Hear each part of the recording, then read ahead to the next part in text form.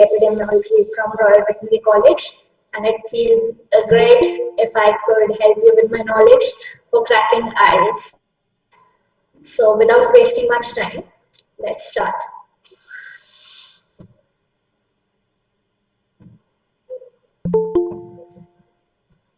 Okay, I hope you all are able to see my screen now. Presenting you Introduction to IELTS. Okay, firstly, what do you understand by the term IELTS? IELTS would mean International English Language Testing System. It's an English proficiency test which you need to undertake for several countries. And why are the IELTS score required? Why do you need to take this particular IELTS course? Because foreign universities and visa granting authorities need to make sure that the communication issues do not arise while you study or live in an English dominant area where the primary language of communication is English. So IELTS stands as a proof or as an evidence that yes, you can understand, speak, write English. Yeah? And basically IELTS would also be required for your study, for work if you're going for work purposes abroad, or for immigration purposes in countries like Canada, UK, and so the various countries that accept the IELTS course are all of the universities in UK, Australia, New Zealand, Canada, and in USA. Like not all, because USA predominantly favors TOEFL, but over 3,000 institutes in USA also accept IELTS course. So while planning, if you want to give an IELTS or a TOEFL test, do look for the countries which you are aiming to go and then plan for it. The next thing that comes in mind of many of the students is it compulsory? Like if I want to go abroad, do I compulsory need to give an IELTS test? So the basic answer would be no, that IELTS isn't required in all university admissions. It may be compulsory for some. The university would state in its requirement, but yes, IELTS definitely increases your chances of getting a better selection because it stands as proof that you know English. But if you score low in IELTS, then maybe you can apply for a proof that yes, your medium of understanding or medium of study in the particular country you live in, here India, was English. You studied English as a language in 10th, 12th, and so in your graduation. And with the proof of that, you can apply it without giving IELTS. You can also apply giving TOEFL in UK and other countries. There's a mechanism where they convert scores for TOEFL into IELTS. So it's not at all compulsory. If you give IELTS, you can also give TOEFL if you want to go into UK too. Okay. But yes, you have to maintain a minimum score, the minimum band score of 6.5 bands overall for any purpose.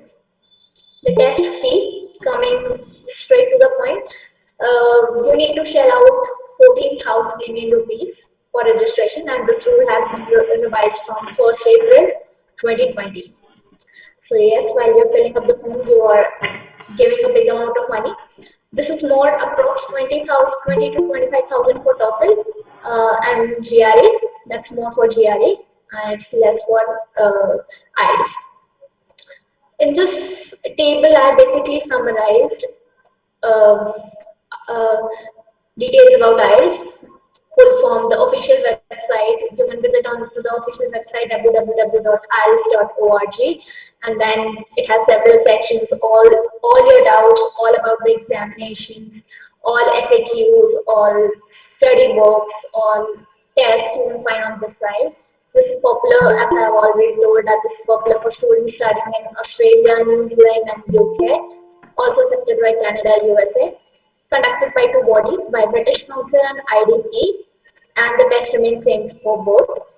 The mode of examination is both pen and paper based and computer based. If you have a good typing speed and you're confident about it, go for a computer based test. And if you are old school person, better adopt for a pen paper based test. I personally gave a pen paper based test because I didn't uh, had that confidence that I have good typing speed. So I gave a pen paper based test. The IELTS fee is 14,000 rupees. The score range. I provide you scores in terms of bands. So it starts from band 0, maybe for those who have not even given the test, 0 till band 9. So band 9 is the highest which you can score. My highest score, overall score was a band of 7.5 by 9. The minimum score which universities accept is 6.5 in each of the four sections. So you have to there are four sections which we'll discuss later. So in each of those sections you have to maintain a minimum of 6.5. However, it might differ for university to university and also for immigration purposes. Like if you are applying for immigration in Canada also, the band score you might require would be less. These are the contact sites, emails, which might be helpful. Okay, now coming to the type of IELTS. There are two type of IELTS I have already stated, the IELTS Academic and IELTS General Training. The four sections, listening, speaking, reading and writing. The listening and speaking sections remain the same for the both tests, both for IELTS Academic and IELTS General Training. However, reading and writing sections differ for both. The IELTS academic test is taken for those who apply for higher education or professional registration abroad. Like I have taken IELTS academic test if I want to study for my master's or PhD abroad. You want to go abroad for your studies, take the IELTS academic test. However, for immigration purposes, IELTS general test is basically taken. Okay. Here I have attached a screenshot of what the IELTS has to offer. The pen and paper based or computer based test has a fee of 14,000 rupees. IELTS for UK visa and immigration and IELTS life skills are the new parts that have been added now and would not be a major topic for this discussion. But they have a different fee. IELTS for UK visa and immigration, as the name suggests, is for immigration purposes. And I do not have much details about IELTS life skills, so I better not talk about it. But yes, here's the fee structure one. Next, we come to okay, IELTS versus TOEFL. Which exam should you give? I have already stated. It depends upon the area or the university where you wish to apply. The IELTS is more preferred in UK, Australia, and New Zealand, while TOEFL is popular among applicants for universities in US and Canada. So prepare accordingly. The difference between the two, personally, what I'd say is that TOEFL is slightly a difficult test. You require a bit higher language of English proficiency, much better vocab than what you would require for IELTS. So IELTS is an easy test. I cracked IELTS in about a week time. So yes, I have seen people who take coaching, go for coaching for around 1 to 3 years. I mean, I had one of the students there while I was giving my paper and while interaction, she said to me that she has been taking coaching from Chandigarh, from Delhi, and it has been 7 years. She has been taking coaching. I'm like, what? Why was it so difficult to crack? I did it in 1 week. So IELTS is not at all a difficult test. Let me restate that thing very clearly for you all. It's not at all difficult. Things like easy and difficult exist here. There's nothing called easy and difficult. If you have a confidence that you will be able to practice and self-belief basically, so IELTS is not at all difficult. And if I can do it in a week time, 7 days, then probably everyone can do it. Okay, so talking about the eligibility standards, IELTS can be taken by anyone irrespective of age, gender, race, nationality. But this point of age is slightly erroneous because those under 16 cannot take this test. However, for the Citizenship Act in Canada, the minimum age for applicants is slightly reduced and now it's slightly lowered. Attempt limit. Okay, so there is no basically attempt limit for you to take IELTS examination.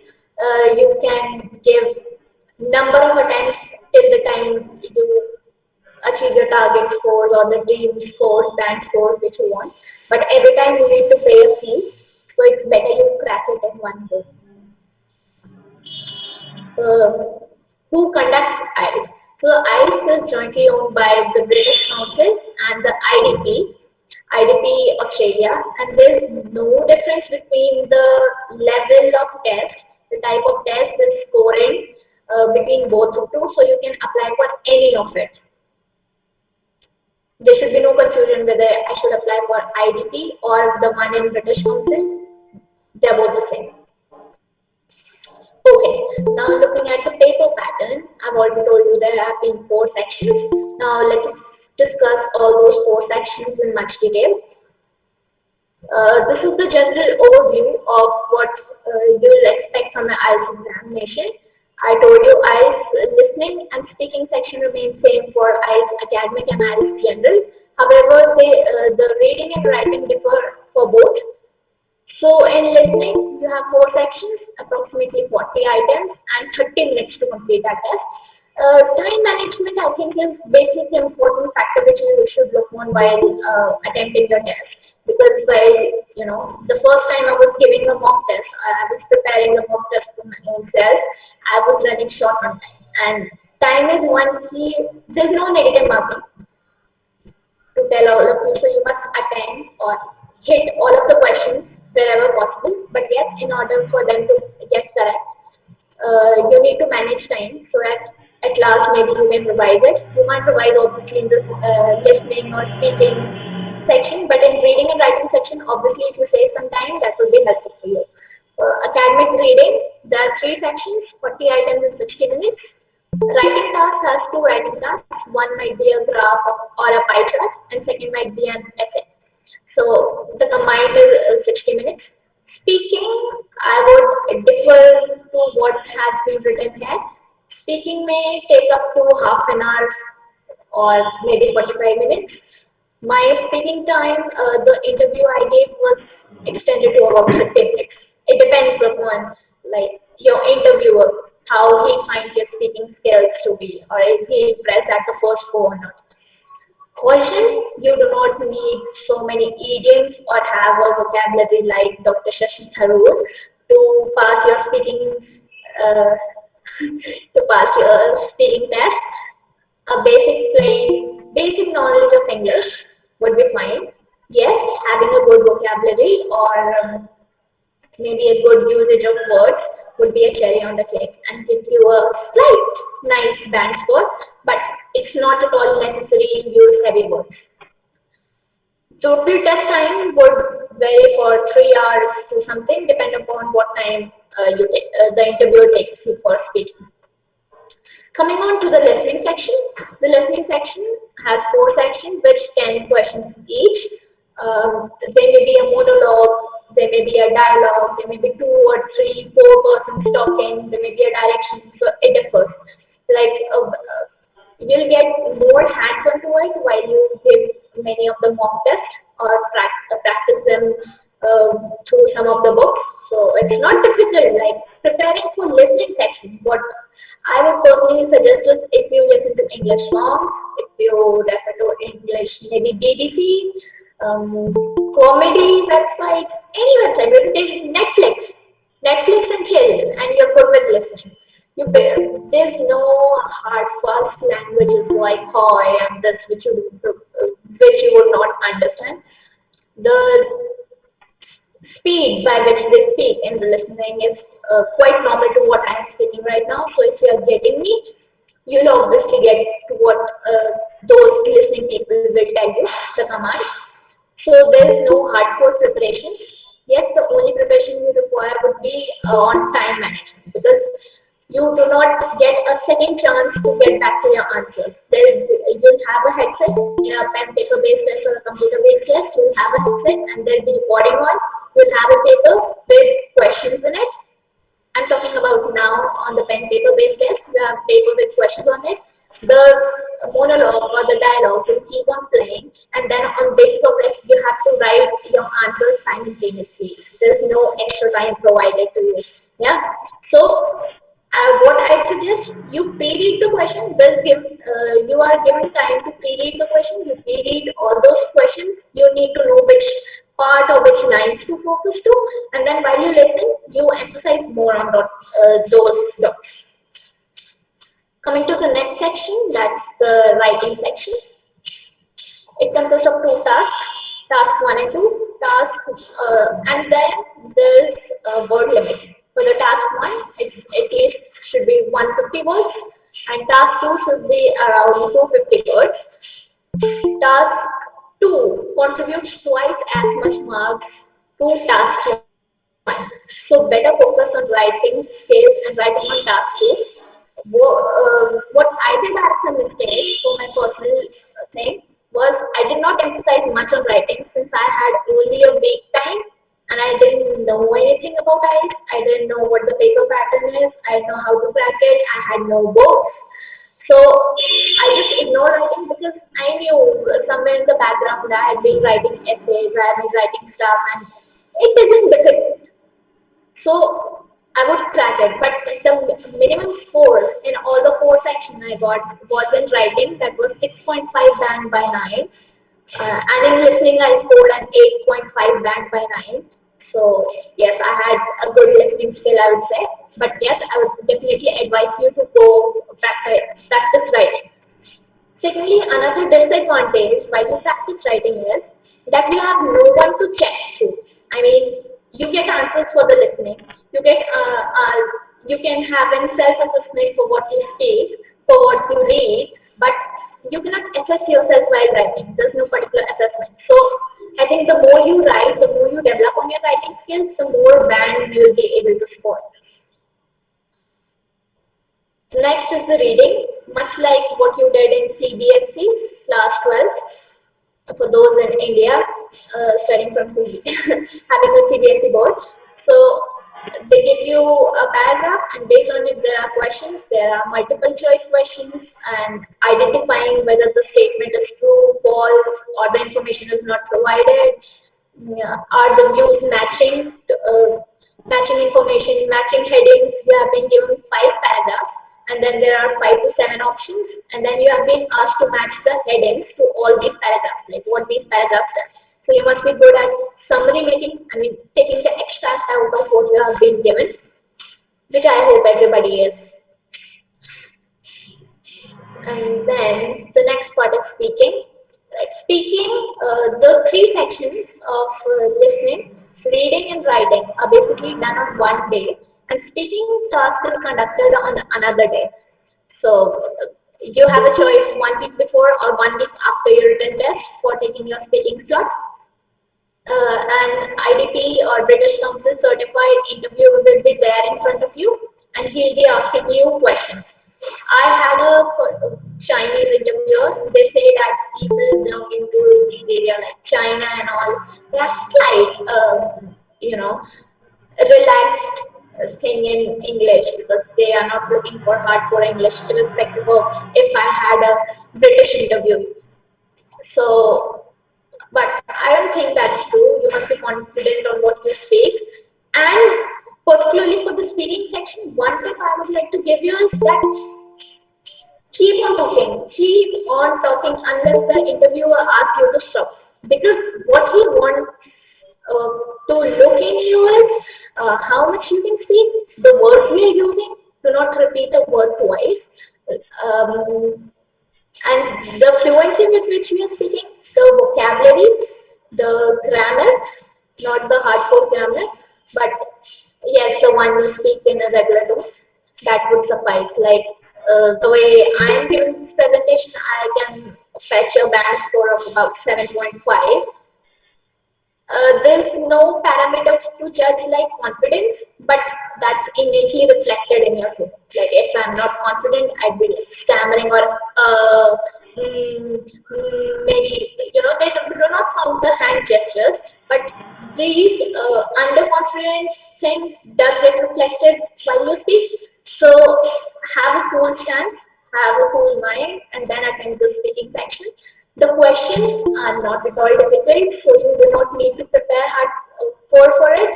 Like they basically ask you introduce yourself, how was your day, what did you had for lunch, how do you find this place, or what did you do before coming here. Simple questions and you need simple answers, but the answers, please and please do not be precise, unlike what your teachers tell you while you're being at a Viva examinations to be precise. Don't be precise. Keep on talking to any length sentence. Part two, that would be part one. The part two is you are given a task card and asked to talk about a particular topic. You have 1 minute to prepare. Okay, they give you a sheet and then they give you a question on a sheet written on it, and you have 1 minute to prepare for that topic and then 1 minute to speak, 1 to 2 minutes to speak. So while you attend this particular section, my particular advice to you would be like prepare for a PPF strategy. The PPF strategy would be like if I'm given a particular topic and I'm asked to speak on it 2 minutes, those 120 seconds appear years to you, and you cannot literally, even I couldn't speak for 2 minutes continuously. So I had to devise a strategy because I had to keep speaking for 2 minutes and I could not stop in between because that would reflect that I know this much of English. No, I do not want to project that my English is limited to this. I can speak English, I can walk English, I can talk English. So yeah, so, look for a PPF strategy. The PPF strategy would be past, present, and future. Whatever topic is being given to you, won't be a difficult topic. It won't be a difficult topic. Like the topic for me would be the gifts, the birthday presents you have received. So I'll talk something about the birthday presents you have received. And you mean, what? How can I talk about the birthday presents I have received in 2 minutes? I haven't received any birthday present till date. I mean, everyone's like, happy birthday, but you cannot say this to the interviewer. So, prepare a strategy for past, present, and future. For past, you can write that, like, I am presently this much years old, and for my previous birthday, for the past strategies, these were the gifts I received. These were the feelings behind it. Those people gave it to me. Those are very stay on your topic. Like I'm asking you to blabber, but not go out of the range. The interview will stop or will point you out when you go out of the topic. If you're asked to talk about your birthday present, you cannot be talking about your relatives. Yeah? Stay within the topic and build up a story. In past, I have received these birthday gifts. They were of this much particular relevance to me. They served me this purpose, and this was particularly favorite for this birthday. My friends planned up a surprise birthday party, or I went for an outing. Maybe I did charity work, something. And for future, I plan to celebrate my birthday this year. So, if you have three sections already in mind prepared, you extend time, and time is the basic thing you require. So, speak more, have certain topics in mind, and then you'll be able to clear this thing. Part three will be basically an engagement. Part two, you'll be given a topic, and then you'll be asked to speak. And part three, he'll question you in middle of the thing. Like for part three, my interviewer asked me, why do you think people collect souvenirs to places where they go? So I was like, we had an all India tour just before that, and I was like, yeah, I did the same. So I was able to talk, and when I did talk, and he was going around very random questions like, when you were a child, where did you go to play? And I was like, to a park nearby, but I can speak like this because I obviously want to extend. So I was like, sir, when I was small, we lived in this particular area. The stadium was quite far away. We did not have particular sports facilities to be in, to go to a stadium, and then we had a lot of parks nearby. And since like swings and all, like had everything for our own selves. We had friends living nearby, so that was a place we could gather on, and then build up on your topic. I think I have emphasized much on the speaking, but And while preparing for speaking, these are the things you have to keep in mind on the test day. But while preparing for the speaking section, I recommend you to speak with your friends, your hostel mates, your roommate, your parents, anything in English. From the time you have filled up your form and then till the time you give your paper, speak in English. It's important. Even if you understand English, you understand Drake's lyrics or Eminem is your maybe God music, still you might be lacking in speaking. So you have to practice for it. Okay, I've talked about the four particular sections. Getting on to the registration part. What's important to give IELTS paper is not your Aadhaar card, it's your passport. You need a passport handy. I did not have a passport made by the time I decided I had to give IELTS, so I had to rush the last moment to make my passport. But you don't do such kind of mistake. Have your passport handy because you need to fill in your passport number at the time of registration. That would serve as your identification. Okay, apart from that, you also need to carry the passport on the date of your test. Visit the official IELTS website, create an account with British Council or IDP, basically saying find your nearest test center and register. Okay, now I'll show you basic screenshots of how it would look. These are screenshots from my mobile. I'm not particularly sure how they would look in a laptop. So yes, when you open the site IDP IELTS, as I said, IDP and British Council they're basically the same. So I registered via IDP. So this is the site. Email ID and toll-free number have been provided to you. These are the questions which you are asked. Register for your test. Select test type, and select test city. And then you view the test. If you select your test, a computer-based IELTS, a pen paper-based IELTS, and IELTS for UK visa and life skills. These two are particularly new. These were not at the time when I gave my IELTS. I gave a pen and paper-based. You can go for a computer-based one too. Then after you choose your type, then you have to select the test type. Whether you are going for IELTS academic or IELTS general training. I've told you academic is one if you are going for studying abroad, and general training may be for work purposes or for immigration purposes. Check out with the requirements. Then you have to select your test date.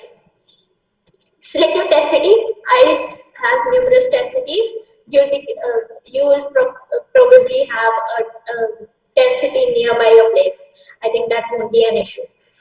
So I've selected for a mock place near Gurgaon, test dates in Gurgaon. So I have basically 15 available and 18 for a pen paper based test. So I can select any of my slot and then go. When you say in November, they show you that this time period is available for your test. And if this is a paper delivered test, that was for a computer based, and for listening, reading, and writing on the same day, you can choose your slots. They show you availability 12, 21, 28. They're showing me the availability on these particular dates. I can choose anyone for my type and then register for it. Okay, in case you think you need to cancel your paper on that particular day or you did not get, so you'll have some deductions. If you cancel your IELTS application more than 5 weeks before the test, you'll receive the refund minus 25% administrative fee. And if you cancel it in less than 5 weeks ahead, you will receive no refund. If you fail to appear for your test for any particular reason, then also you will receive no refund. That is considered as cancellation. However, you can produce a medical certificate 5 days before the test date and receive refund after deduction of the local administrative cost. Rescheduling. If in case I selected the test slot for 12th November, say, and I don't have time on 12th November, and suddenly I come up with some issues, maybe anything, कुछ भी हो सकता है. So if I want to reschedule my test, I can request for another test date, and that request has to be at least 5 weeks before I've already booked my test date. If now I book for a 12th November slot, I cannot reschedule this. Make sure that the test date must be within 3 months of the original test date for which I have selected, and you will require an additional charges of 3,300 INR for the transfer of test date. In addition to the 14,000 you have already paid. Okay, so many students ask, ma'am, what is the most important date? When should we appear for IELTS? Uh, I appeared like a week before. It was the last date for my form for submission. So please do not do these kind of mistakes. At least appear for 2 to 3 months before your application deadline, so that you are relaxed. And you obviously have your date, your time to select. So whenever you feel prepared for it, select that particular time. And it's available across all major cities in India. So it's nothing like you have to travel to long distances. Also. I showed you screenshot about IDP. These were the one which you register with IDPI. Now this is the one which you register with the British Council, India, with your 10th official IELTS test center. Whichever site you register to, they have mock tests, they have strategies for you to prepare, they have a book, they provide you with a book, they send you a hard copy of the book. I don't know for the COVID norms if they have changed such strategies. I was reading in a particular paper that they have stopped sending the preparation booklets, but that's available online. You have even coaching available through official British Council sites. You can share out your money and then go for it. But my personal advice would be, don't go for coaching, not online or not offline. There's nothing really which you will find in a coaching. It's all in your head. If you think it's easy, and eventually, by the end of this presentation, you will think that it's easy and you're basically shelling out so much money on preparation of for IELTS. Really, I did it in a week. So yeah, so if you have a lot of money, better do some charity purposes, donate it for some animal welfare organization. And if that money is still hurting you, that excess money is still hurting you, ask me for my account details. Okay, the various IELTS on British Council site, you can also get various FAQs regarding this. If any question of yours remains unanswered, you can check on their website. The books. I know there may be many nerds around in this webinar who will, need to refer the books, which I have to read. You don't need to read the books. I didn't read any book, probably because I had only a week time, and by the time I would have completed with the introduction or 1 or 2 chapters, it would have been my test date. So I didn't read any of the book. But yes, they provide you with a book since you are sharing out so much money.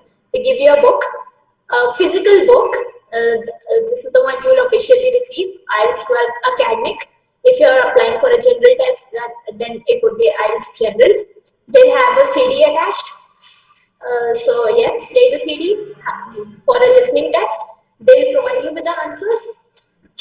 And they'll provide you answers for writing. I mean, what would be a suitable band score for this particular writing. So this book has a summary of what all sections of the test you require and 4 mock tests. And this is the official book they recommend. Okay. Another book which I'd say not for IELTS but for building up your vocabulary or finding nice words. Be it for any paper, if you're preparing for CAT, preparing for civils, preparing, or even not even preparing, you're interested in developing a good vocabulary, understanding words, for anything related to English, better buy this book. This book is cheap, and it's really cheap. It's only 150, 160 rupees, Indian currency, and it's by Norman Lewis. The way he has presented this book is so awesome. I own one. And I would really, really, really recommend this book to anybody who is looking for a effective vocabulary. This book is really nice. It's nice, cheap, and it's not like Wren and Martin. I have a Wren and Martin too, but it's not like any other books which hard coded to practice it. it's such an easy book. You'll experience yourself when you buy it. So yes, have this for building a superior vocabulary, not for eyes, but for other ones. Okay. The pro tip now. All those things I've been telling you is already on the site. It's really, you can find those bits and pieces of information everywhere. But what I would suggest you, instead of going to a coaching or so, what I would suggest you to prepare for IELTS is utilize your skills, what you do in your pastime. Like, uh, I like surfing on my phone when I have some time to watch. I have tried literally hundred of apps for IELTS, and I'm going to tell you the two best apps that may be available in the Play Store for preparation. One is for IELTS examination preparation by Mangosh. Mangosh also offers you for GRE, and that is a really nice app. You do not need to buy the pro version. These apps are absolutely free of the cost. Don't buy a pro pack. You'll suffice with these two apps. Balance 1100 for GRE. That's vocabulary for GRE, but vocabulary हर जगह काम आ जाएगी तो not a big issue. Vocabulary for IELTS. The, it states that it's for vocabulary, but it offers you advices for all particular four sections. So what you have to do, open your phone, open Play Store, and download these two apps. If not Balance, then download these two apps. And whenever you find free time, maybe in between of your lectures, roaming here and there, sitting in front of TV, better, instead of playing mobile games or so, open these apps and utilize your free time as well. So I was talking about this vocabulary for eyes. This is the app, and you can find it for free on Play Store. I am not sure about the Apple Store. It has all information about IELTS vocabulary, IELTS tip, what is IELTS, how do you prepare for it, reading, writing.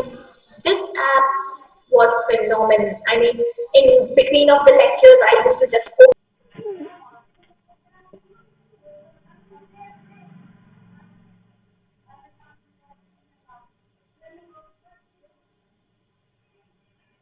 preparation lessons. This was all nice app that helped me in writing section. Aha, the favorite thing which everyone of us would like is the YouTube channel recommendations. Instead of sharing out your money on additional, coaching centers maybe that provide you garbage, literally garbage like facilities, go on to YouTube, have these particular channels, listen to them in your free time, and you're good to go. Like, I have provided my recommendation channels. The best one I could find was the E2 IELTS. Here I have attached a screenshot for the writing, maybe, but they provide you information about writing, listening, and this this particular site in YouTube. I mean, you do not need to share out any of your money. You can score a band score of 8 plus literally. They claim it and they probably can do it. If I can score a 7.5 in a week time, I think I could have scored 8.5 if I had got a month or maybe two. It's not at all difficult. Check out this channel on YouTube. And hey, I'm not a representative of E2. They haven't provided me any, funding or so to promote their brand. But I'm just saying because it helped me and it might help you. The other channels which you can look out for is the Tested Tutor, Fast Track IELTS. Fast Track IELTS is a really nice YouTube channel that might help you in your IELTS preparation.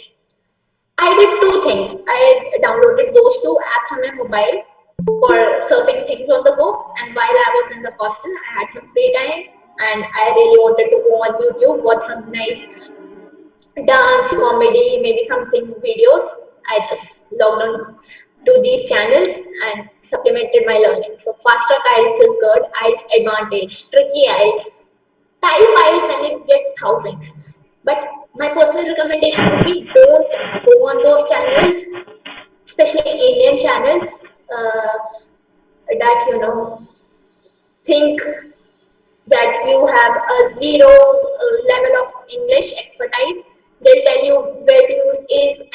please don't waste your time on this. This is one of the best lists I could have curated. I have literally checked out every other channel in YouTube offering IELTS advice. So these are the best of them. You can go for E2 I attached a screenshot of, and it's by Jay, so you can personally, subscribe his channel as well. You can check IELTS by IDP, and I know you're not looking at IELTS by IDP, you're more interested in the Jonas Brothers or the Weekend. You can subscribe them too. Also, you can go for IELTS app online sessions. Wise IELTS Academy is good if you're preparing for IELTS. IDP IELTS India. Okay. One thing, if you want to learn for English vocabulary, then James ESL English lessons. They are really nice and he makes it learn in a really fun way. Also, things by Fast Track Eyes and E2 Eyes. I think these three channels would suffice, but all these channels were in my list, so I have put them up. So this was bits and pieces of information about what I had to give regarding IELTS, my personal experience, my personal score, how did I prepare for it, the apps I used, the various YouTube channels I watched, the time I needed for preparation, and the tips and strategies on the test day. I know many of you would have been on this webinar or presently viewing this webinar. Basically thinking that she has cracked obviously Royal Veterinary College and there might be some licensing examinations, maybe in other foreign institutes or something. This I would say is not particular topic of my webinar and I would direct you to Blogspot. Here's the link for it and here's the title: Veterinary Licensing Exams Needed for Veterinary Practices in Foreign Countries. You'll receive piece of information about RCBS, then NABLE, and then one or two other examinations as well. Go on, check on this website. Okay? It has a really, really nice description for various papers, how to apply, and then what is the paper pattern, what are the books recommended. This is a really nice blogspot by the organizer as well. So Dr. Shubham, a big shout out to Dr. Shubham here. My special thanks to Dr. Shubham Narwal, Dr. Rahul Kataria, and the team at Advanced Learning for organizing this webinar. I personally feel grateful, not because they have invited me to this webinar, because I was able to share my bits and pieces of information and knowledge with all those who are in need, all those who desire them. So if my knowledge and my information can help or benefit some, I would consider myself privileged. So thank you, Team Veticos, for having me on this webinar. I'd also like to thank Dr. Sandeep Gulia. Few words about him. Dr. Sandeep Gulia is my senior and he is presently serving as a veterinary surgeon in Haryana government. He's in government sector and he's an RVC alumni as well. So he basically motivated me to apply for Commonwealth scholarship, for IELTS. So thank you so much, sir. I owe you a lot. Also, I would like to especially thank the listeners from India and abroad who are watching me online live on YouTube or maybe on this Google Meet for sparing your time and having faith in me that I could answer all your questions there. This was the end of my show and thank you so much, ma'am, for presenting in a very wonderful way, and I am very happy that you have explained each and every aspect and will able to clear every doubt regarding the IELTS.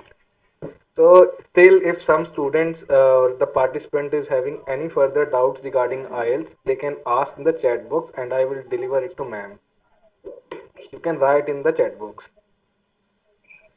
And as I expected, I am already telling you that ideally, in which professional area should one give IELTS? Okay, so the answer to this question would be like the IELTS score are valid only for 2 years.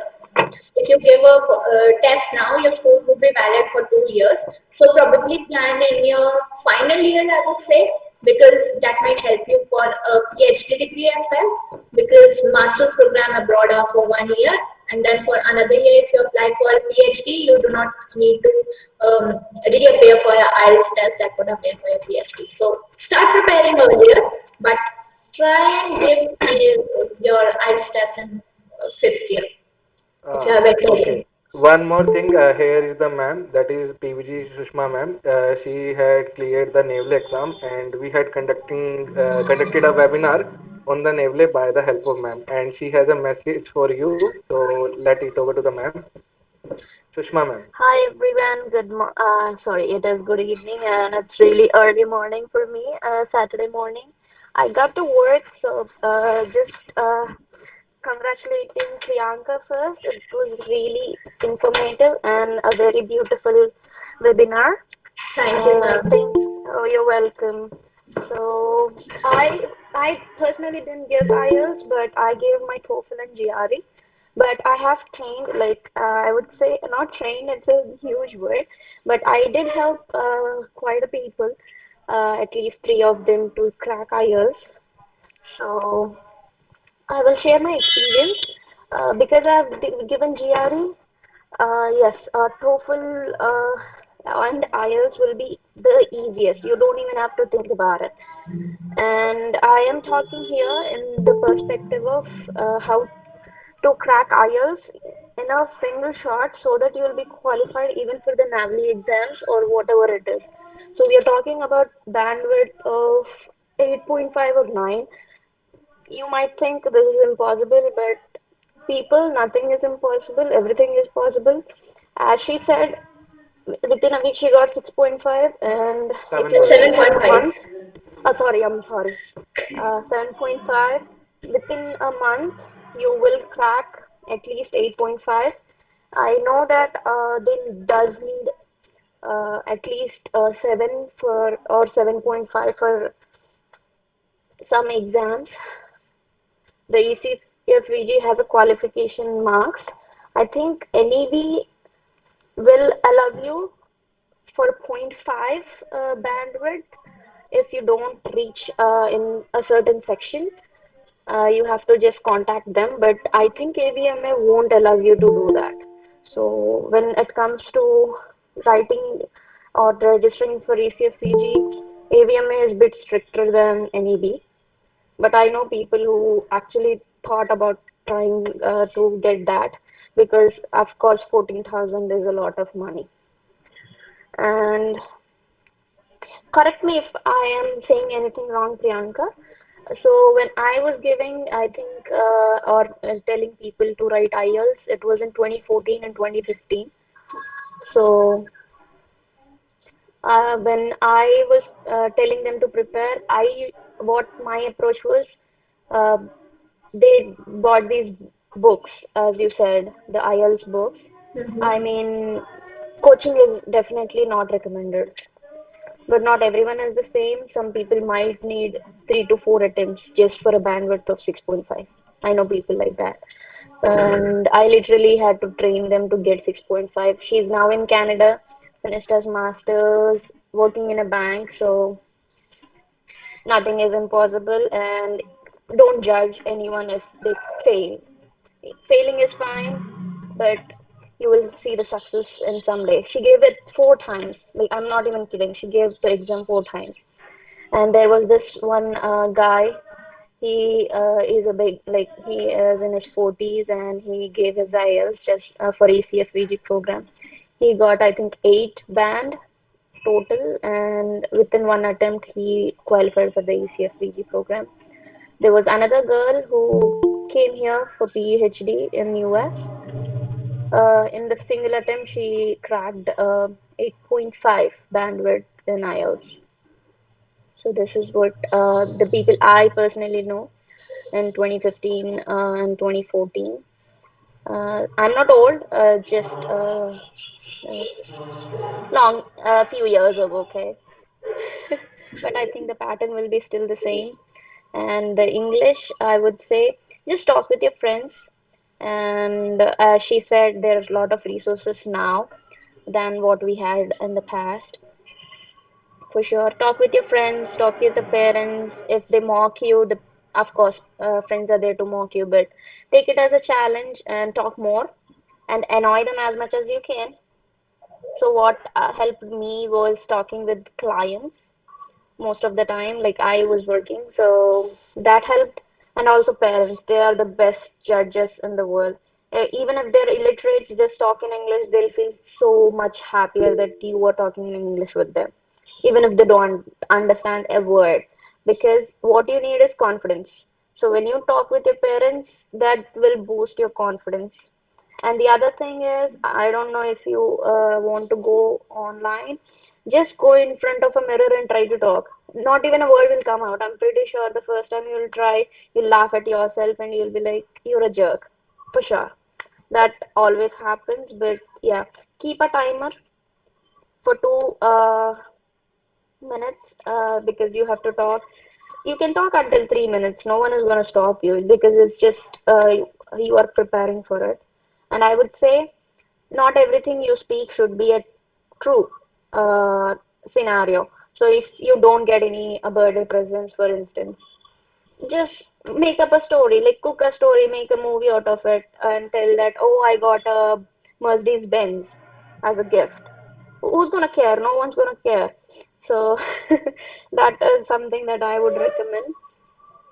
And the first thing is you don't have to get scared. Most of the people will be like, oh my God, I'm paying 14,000 rupees. It's a lot. My mom and my dad is at stake. So, like, delete all these things before you go into the exam hall. You will be fine. You did your you are in the veterinary field, so that means you're overqualified than most of the people. So, you will achieve IELTS for sure. And just think there is always a second chance. Like that exam is not the end of the world. That is something that will help you boost your confidence. The other thing will be prepare with your friends. It might be just veterinary friends or someone else. Just get a group in Facebook or people with the like mind people or seniors or your professors. They are the best people.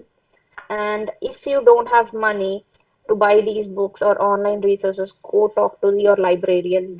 I'm pretty sure they're gonna buy you books if they don't have it in the library, because that did happen with me. I actually bought a Baron for a year. I never read a page, but yeah, I could do that.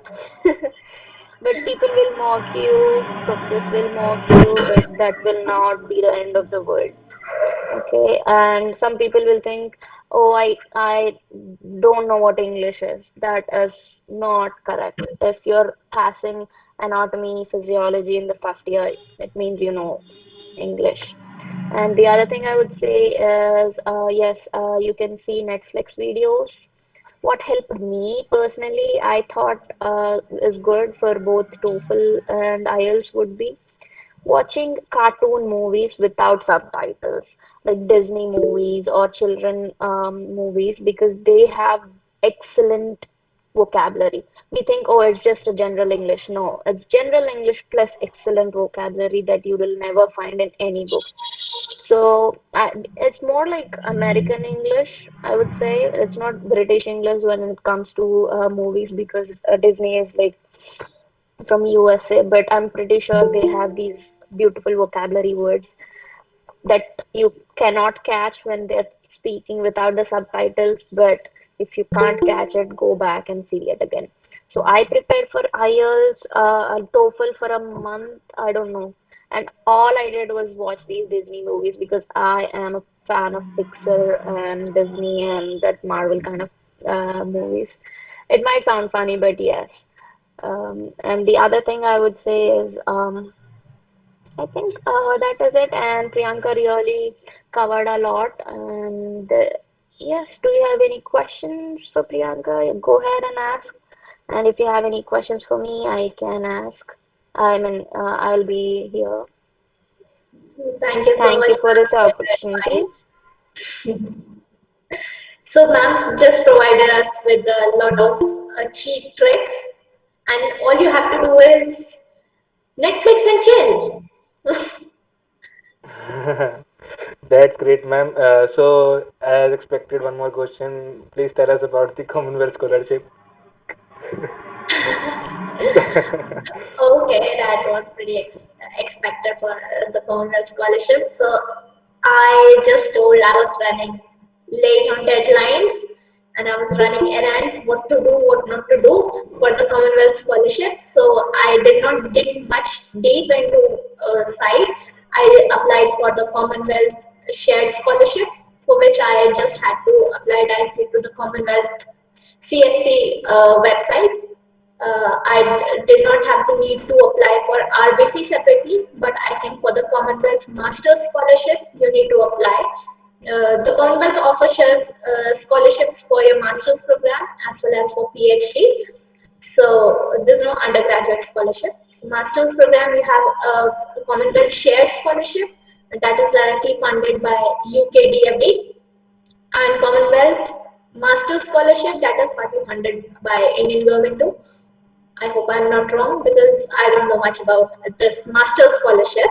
But and then there's a split Master is like completely by DFT and shared is half by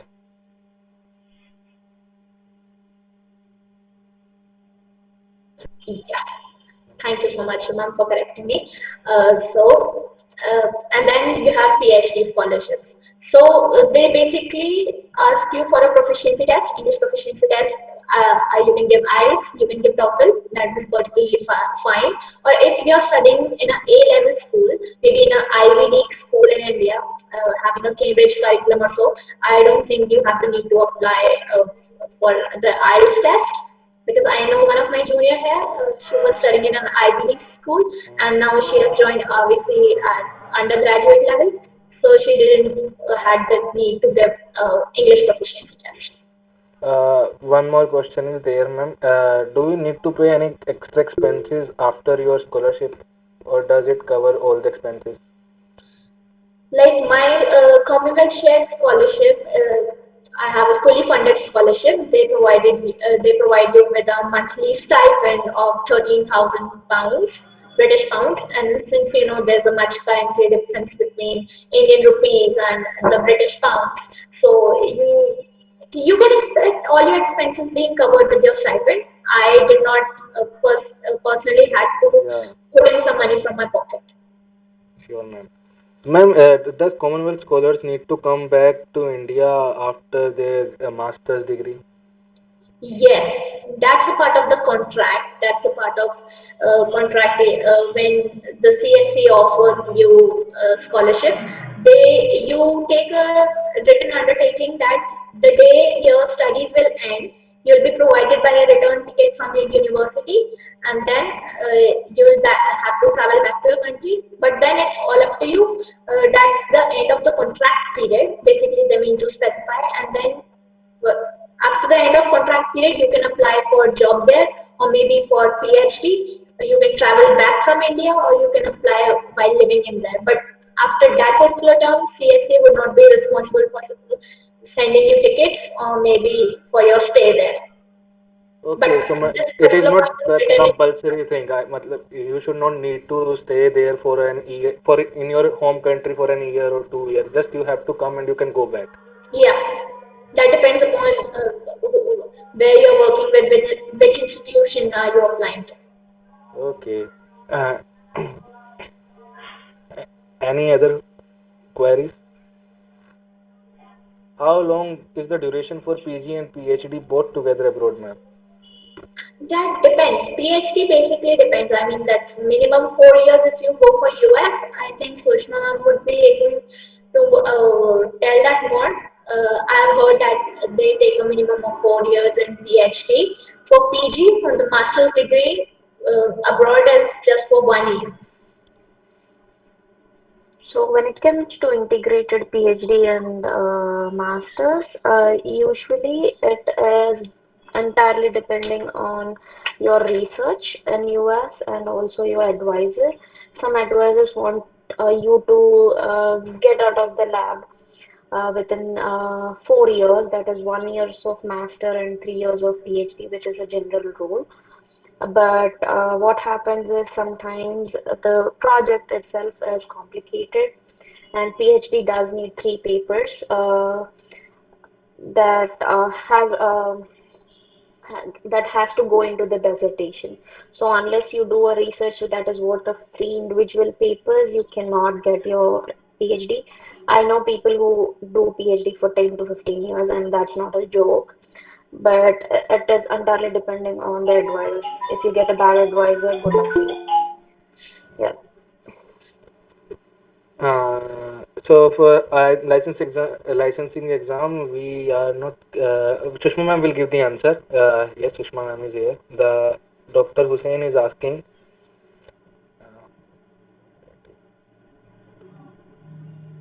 Beside IELTS, how many license exams one have to give for masters in abroad?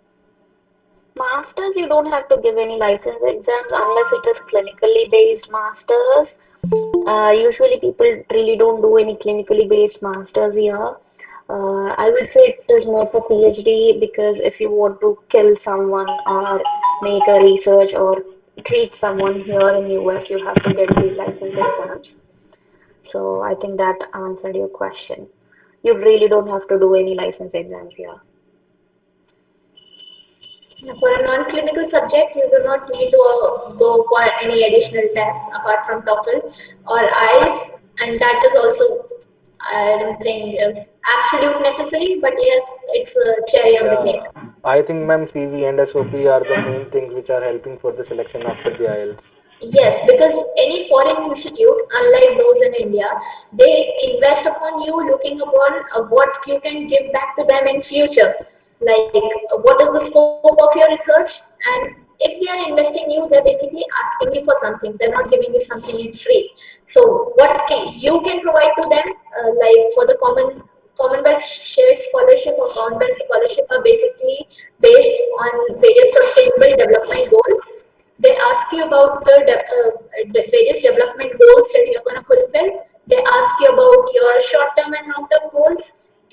The basically they what your project would help at local, national, or international level. Basically, you should be clear about the idea of your research, what you want to do. It's just not like they're giving you funding for an attendance to a foreign school. I'm sorry, if you just want to go there, chill, the scholarship is not for you. If you have a very great vision, you have a great CV, and you have a great personal statement and a great research idea probably, and they obviously have the money. No one's going to stop you from having a scholarship. Any other queries? About the okay.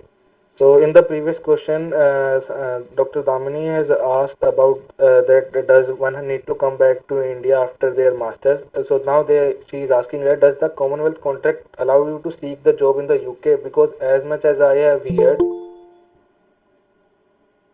Commonwealth Yeah. only funds students who be coming back to their own country for their country development. Yes, in your contract it's mentioned that you are not eligible for a paid job. I mean, you cannot take up a paid job in UK till the time you are in contract with CSC. Till the time CSC is providing you a monthly stipend, you cannot take up a paid job. So yes, I cannot be taking up a paid job there. So after degree, one can seek the job on the working visa. Yes, Okay. after degree you can do whatever you desire.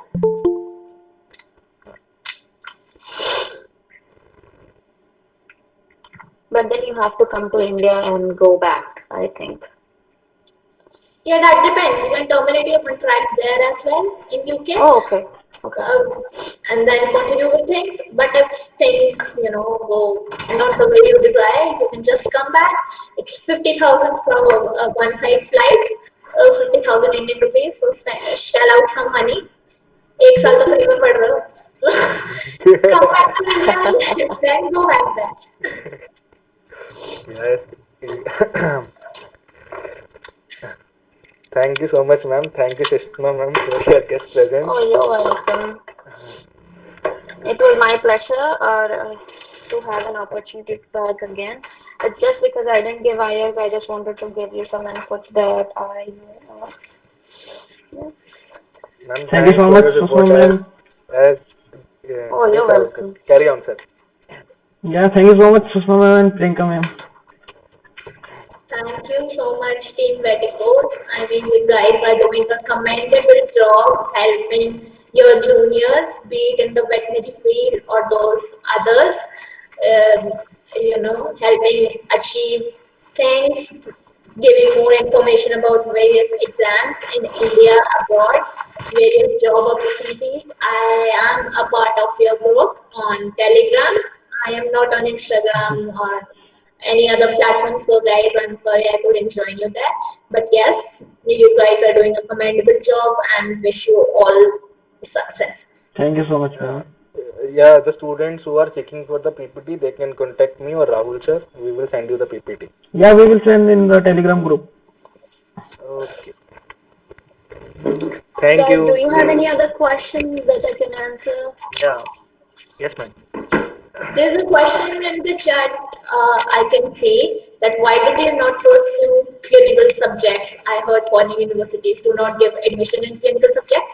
So for Commonwealth shared scholarship, I basically had three options to apply in veterinary epidemiology, One Health, and Wild Animal Health.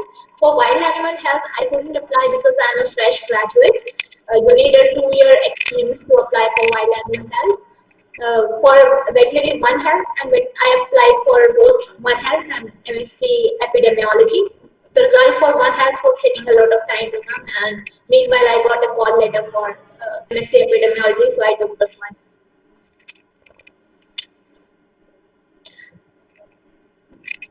There's another question asking for the total expenses for studying abroad, including scholarship.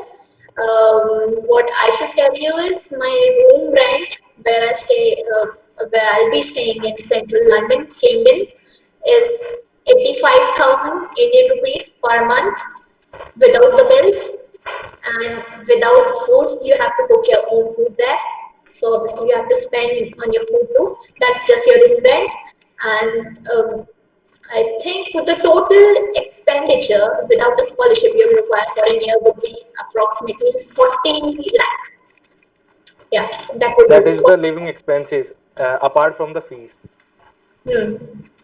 And fees is 21 lakh. Yeah.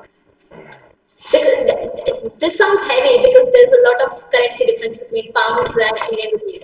Basically, it touched up to like £1 to be 100 Indian rupees. A pound is expensive than dollar. Exactly. Any other queries?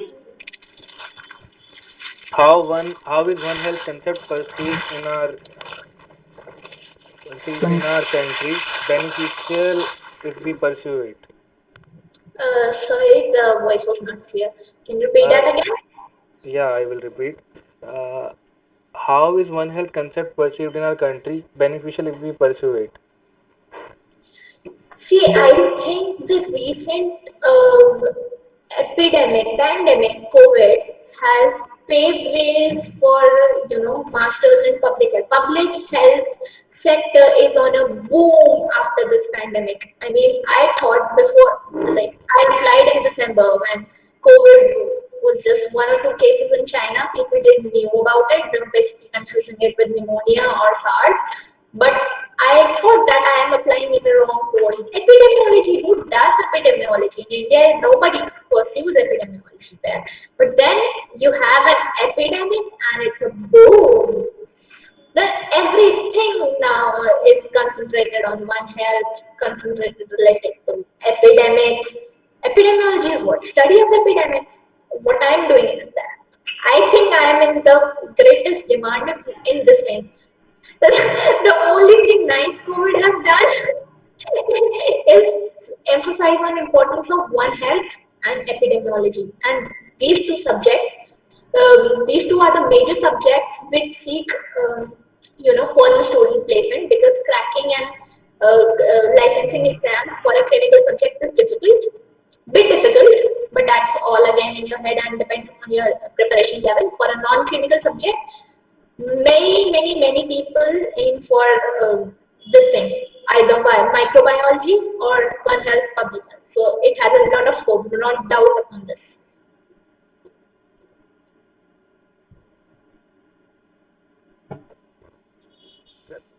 So I think it's the time to conclude up the webinar. For any further query, you can write up to the madam's mail. She will definitely address if she is free. The mail ID is provided in the PPT. Uh, Guys, do not spam me in my mail. Yeah, I am really happy to help those who are really interested, and I definitely would give you a reply. And don't go on hounding me on Instagram, Snapchat, XYZ sites, and not on any other social media platforms.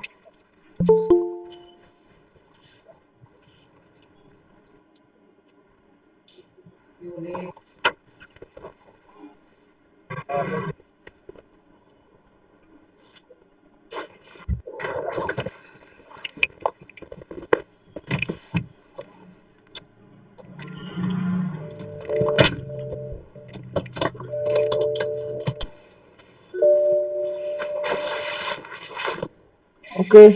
So I basically like to thank you guys for all those who have joined in this meeting. Also a special thanks to Sushma ma'am for being there. I hope things are going happy and fine for you in US, especially as around this election time.